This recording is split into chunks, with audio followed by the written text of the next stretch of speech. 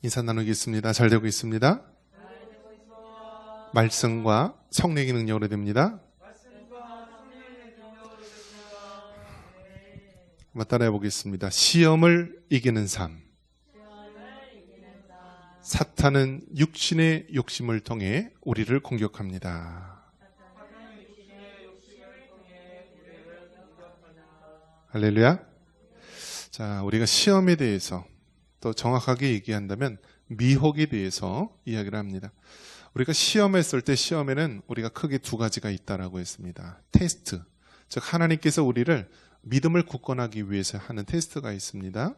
하나님이 아브라함에게 이제 아들 독자 이삭을 번제로 드리라고 했던 그 시험이 아마 여기에 해당할 수 있습니다. 그리고 또 다른 시험이 있는데 이 시험은 우리를 죽이고 멸망시키려고 하는 시험, 즉 미혹이 있습니다. 유혹이 있습니다. 그래서 예를 들면 이런 것이 있죠. 가룟 유다가 은 30에 예수님을 팔았습니다. 이런 것도 여기에 해당하는 시험이 있고요. 또 오늘 본문에 읽은 이 다윗이 우리아의 아내 밧세바를 간통하는 또 범하는 그럴 죄를 범했는데요. 그런 것이 바로 사탄으로부터 오는 시험이다라는 것을 알 수가 있습니다. 그래서 사탄으로부터 오는 시험은 우리가 또 구체적으로 나눠본다면 사탄이 우리에게 직접 공격하는 게 있고요. 또 외부 환경을 통해서 공격하는 게 있고 아니면 우리 내부 우리의 생각을 통하여서 공격하는 게 있어요. 자, 사탄의 공격 방법 세 가지 루트가 사탄이 직접 우리에게 공격하는 때가 있고 아니면 외부의 환경을 통하여서 우리에게 공격할 때가 있고 내부의 우리의 생각을 통하여서 공격할 때가 있다라는 것입니다. 자, 그래서 사탄은 직접 우리를 공격할 때 예수님께서 어떻게 했어요? 예수님께서 기록되었으되 하면서 하나님의 말씀으로 대적해서 물리칩니다. 즉 우리가 사탄이 공격해 올 때는요, 하나님의 말씀으로 우리가 직접 대적해서 물리쳐야 됩니다.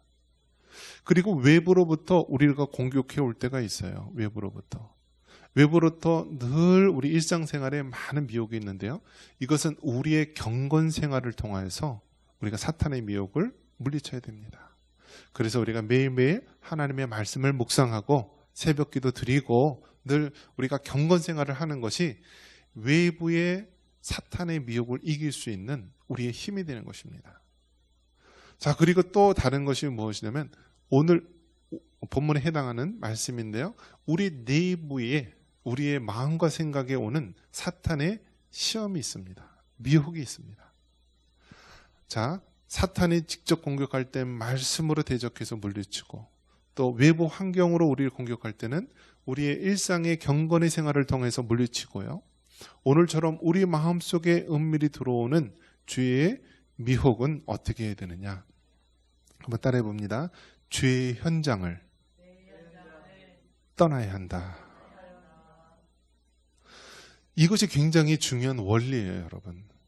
우리가 사탄이 공격할 때 말씀으로 우리가 대적해서 물리칠 때가 있고요. 때로는 우리 일상의 경건의 생활을 통해서 우리가 물리쳐야 될 때가 있고 오늘처럼 우리 마음 가운데 이렇게 내부로부터 오는 시험이 있는데요. 그럴 때는 우리가 죄의 현장을 떠나야 되는 거예요. 죄의 현장을 떠난다. 대표적인 인물이 누가 들 수 있냐면 요셉을 들 수가 있습니다. 요셉.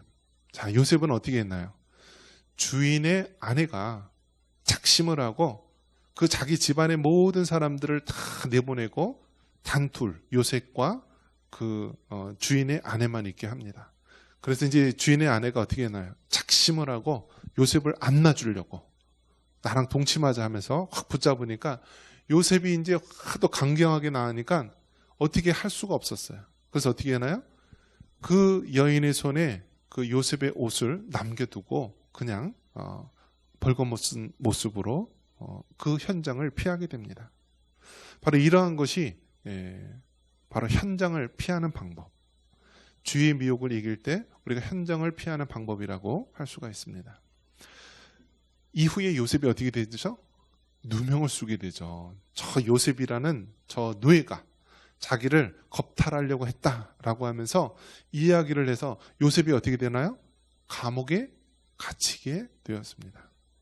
근데 여러분 한번 잘 생각해 보십시오. 요셉의 주인이 요셉이 정말 자기 아내를 범했을 거라고 겁탈하려고 했을 거라고 생각했을까요? 여러분 생각은 어떻습니까? 요셉의 주인이 정말 요셉이 자기 아내를 겁탈하려고 그렇게 의심을 하고 생각했을까요? 만약에 그런 생각이 조금이라도 있었다면요, 요셉은요 감옥에 갇히지 않고 그냥 죽는 거예요. 죽는 거. 그 당시 노예는요, 이 사람의 생명, 인권이란 게 없었어요. 노예는 하나의 뭐 양이 몇 마리, 소가 몇 마리 그런 취급을 당하였던 시대였기 때문에 감히 노예가 자신의 아내를 범하려 하는 그런 죄악을 범했다면 그 자리에서 죽일 수가 있었어요.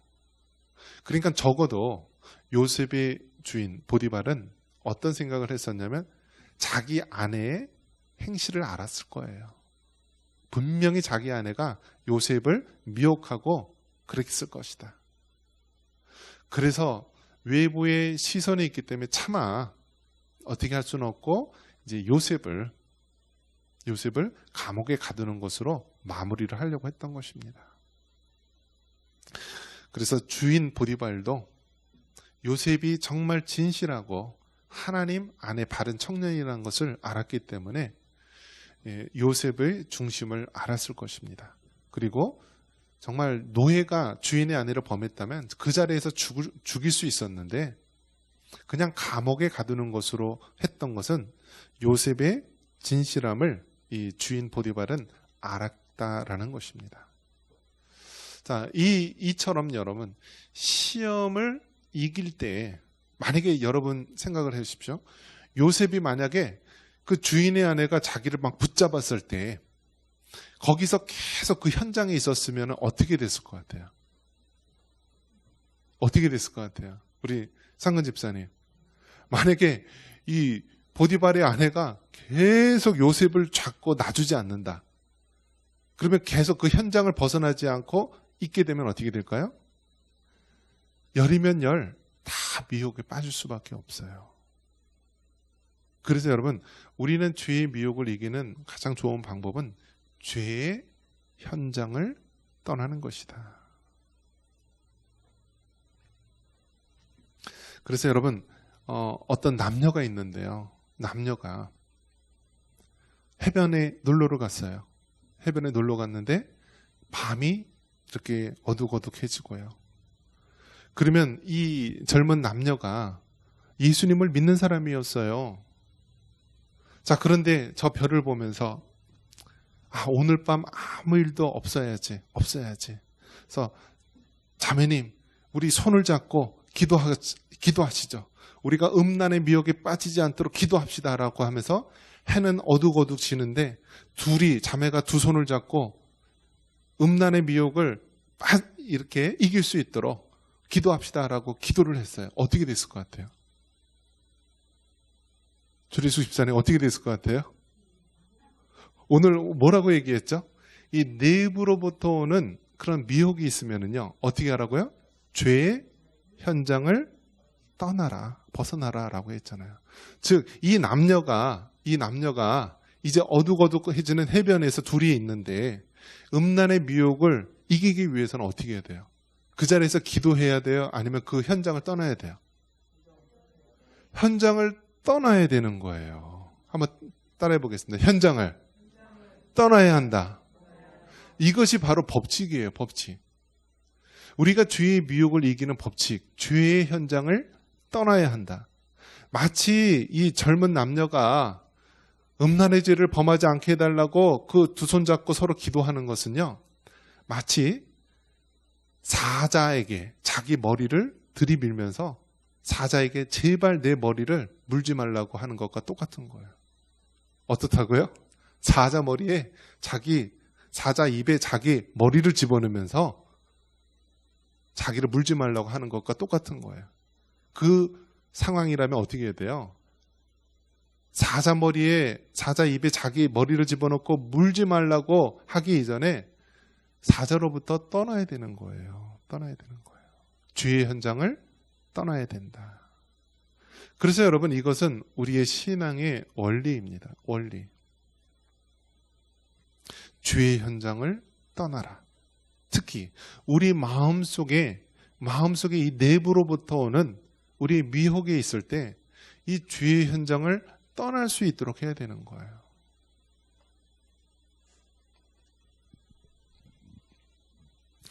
이제 법에서 보면은요, 이제 간통죄라는 것이 있습니다. 여러분, 간통죄가 뭐죠? 간통죄.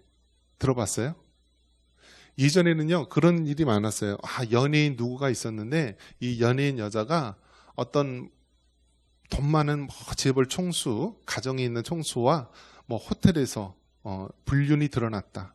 그러면서 이런 뉴스가 예전에 간혹 났어요. 즉, 가정이 있는 사람이 그 가정의 배우자 이외에 다른 이성과 만나서 또 다른 남자 여자를 만나서 불륜을 저지르게 되면 이것이 간통죄가 되는 거였어요. 그런데 여러분, 지금 간통죄가 있어요, 없어요? 없어요. 자, 그러면서 간통죄가 없고 이제는 뭐라고 됐냐면 개인의 자유를 강조하는 시대가 된 거예요.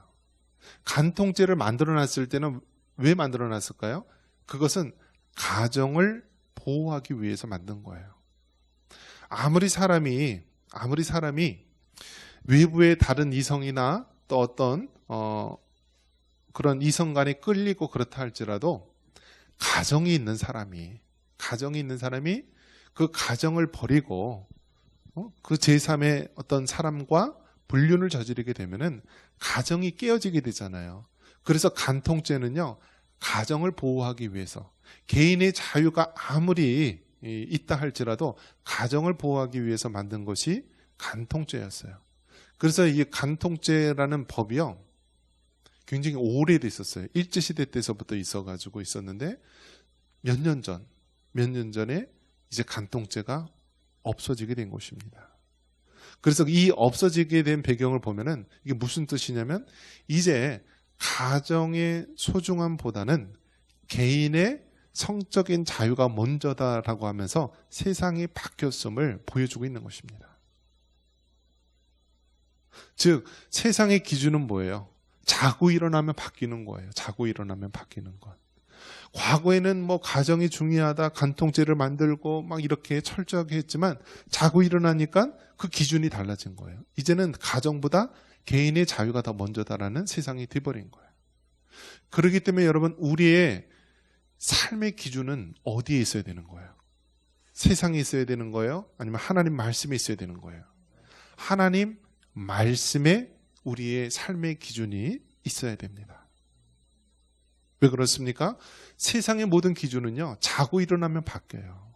자고 일어나면 바뀌어요. 제가 이제 직장 생활을 했을 때요, 어떤 일이 있었냐면, 직장 생활을 하면은요, 그 당시 자녀를 둘 낳으라 그랬어요. 두 명을 낳으라 그랬고요. 셋을 낳으면은요, 어떤 일까지 벌어졌냐면, 의료보험을 안 해주는 거예요. 건강보험을. 그러니까 사회에서 자식을 낳지 않도록 자꾸 했어요. 저보다 윗대에서는 어떻게 했냐면요, 그 구호가 뭐냐면 잘 키운 딸 하나, 10 아들 안 부럽다, 그런 이야기가 있었어요. 그래서 제가 이렇게 이제 결혼을 해서 이렇게 자녀가 이렇게 출산하게 될 때, 임신했을 때요, 아이의 성별을 안 가르쳐 줬어요. 왜냐하면 남아 선호 사상 때문에 아기가 딸이면은 그러니까 낙태를 시키는 거예요. 아기의 생명을 죽이는 거예요. 그러니까 아들이면은 가만히 놔두고 딸인 경우에는 낙태를 시켜서 죽이는 일이 빈번했어요. 그래서 생물학적으로 보면은요, 보통은 어느 나라의 인구 분포를 보면은 여성의 인구가 약간 더 높다든지 또 그래야만 또 이 사회가 안정적으로 돌아간다라고 이야기합니다. 그런데 요즘에는 이게 구조가 이상하게 돼서요, 남자아이가 여자아이보다 더 많아지는 기현상이 일어나게 됩니다. 자, 그런 가운데 그 당시 기준이 어떻게 된가요? 자식을 하나 낳아라, 뭐 낳지 말아라, 뭐 이러한 세상의 기준이었는데요. 오늘날에는 어떤가요? 오늘날에는 오히려 정반대로 자식을 안 낳는 풍습이 되었고요. 이 세상의 모든 문화가 이렇게 갈팡질팡하면서 우리에게 기준이 없다라는 거예요. 그런 면에서 여러분, 하나님의 말씀대로 우리가 살아가는 것, 하나님의 말씀이 우리의 신앙과 생활의 기준이 된다는 것이 바로 우리 자신을 살리는 길이고요. 우리가 포함되어 있는 이 나라를 살리는 길임을 여러분 믿으시기 바랍니다. 그래서 여러분, 이 사회에 돌아가는 것들이요, 여러분이 정말 영향력 있는 그리스도인이 되어서 성경적인 가치관을 가지고 이 사회를, 이 모든 돌아가는 것들을요, 성경적 가치관으로 변화시켜야 되는 거예요. 법조인이 되어서 모든 악법들, 잘못된 법들 성경적으로 바로 만들고요. 또 과학기술자들도 정말 하나님의 영광을 위해서 모든 것들이 성경적 가치관으로 이 세상을 아름답게 변화해 나갈 수 있기를 바랍니다. 오늘 이 본문의 배경이요, 다윗이 밧세바를 범했는데요. 여러분, 다윗이 밧세바를 범했는데 뭐라고 얘기합니까? 그 앞에 따라오는 말, 밧세바 앞에 따라오는 말이 뭐예요? 우리아의 아내. 여러분 생각해 보십시오. 어떤 사람이 간통죄를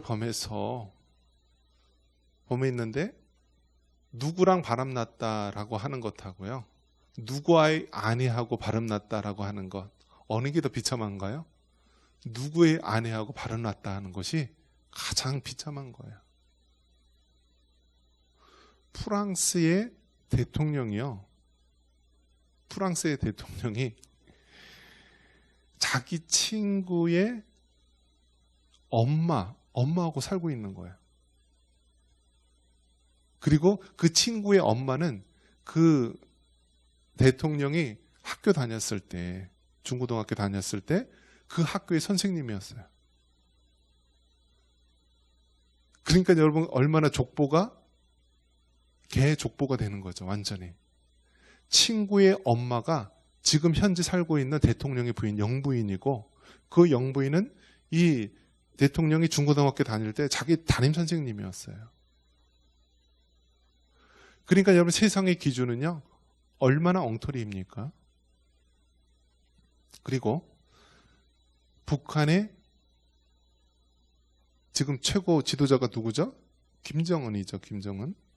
김정은인데, 그 김일성, 김정일, 김정은 이 가계도를 보면은요, 특히 김정일은요, 그 멀쩡한 다른 사람의 아내를 취해다가 강제로 이혼을 시키고 결혼을 했어요. 이미 그 전에 간통죄를 범했던 거죠.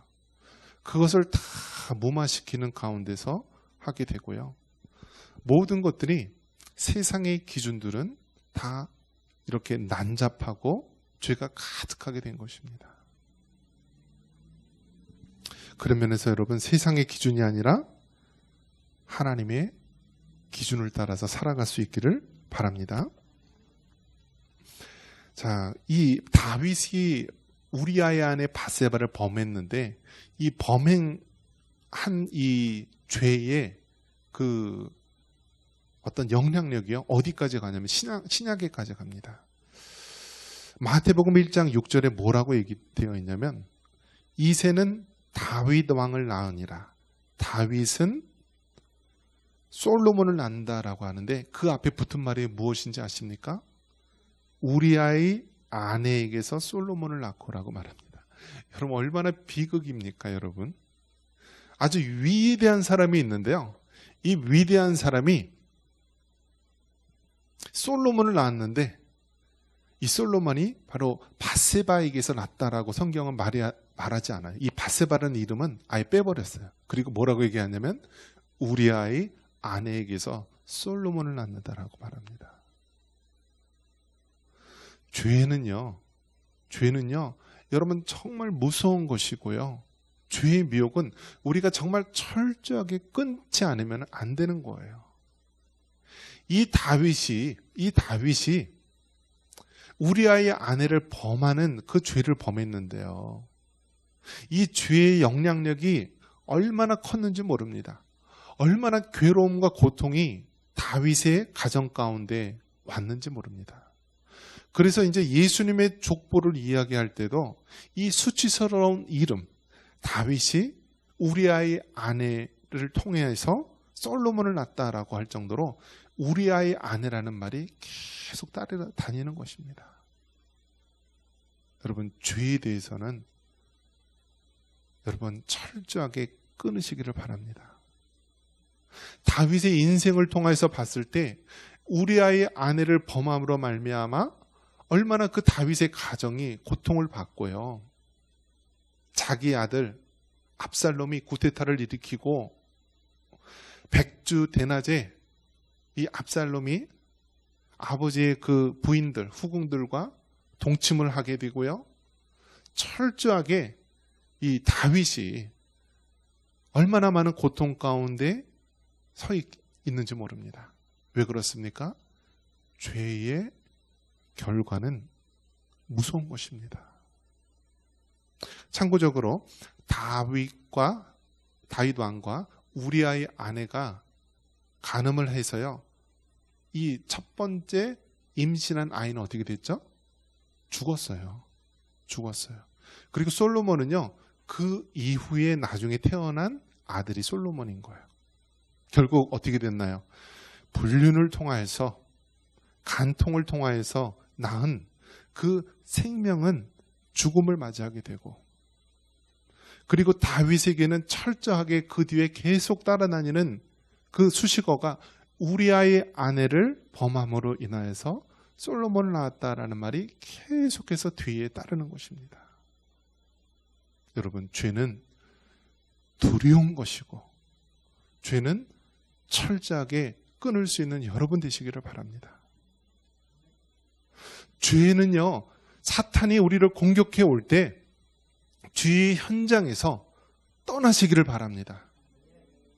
사자의 입에 머리를 집어넣고 제발 물지 말아달라고 애원하는 것이 아니라 그 죄의 현장을 떠나는 것이 바로 우리가 사탄과의 싸움에서 승리하는 방법입니다. 말씀을 맺습니다. 사탄은 직접 우리를 공격하기도 하고요. 때로는 외부의 환경을 통해서 우리를 공격하기도 하고 우리의 내부의 생각을 통해서 공격을 하기도 합니다. 사탄이 직접 공격해 올 때 우리가 말씀으로 대적하여 물리치시기를 바랍니다. 외부의 환경으로부터 우리를 공격할 때 우리의 경건의 생활을 통하여 물리칠 수 있기를 바랍니다. 그리고 오늘 말씀처럼 우리의 내부로부터 오는 시험이 있을 때 죄의 현장을 떠남으로 여러분 사탄과의 시험에 이길 수 있는 여러분 되시기를 주님의 이름으로 축원합니다.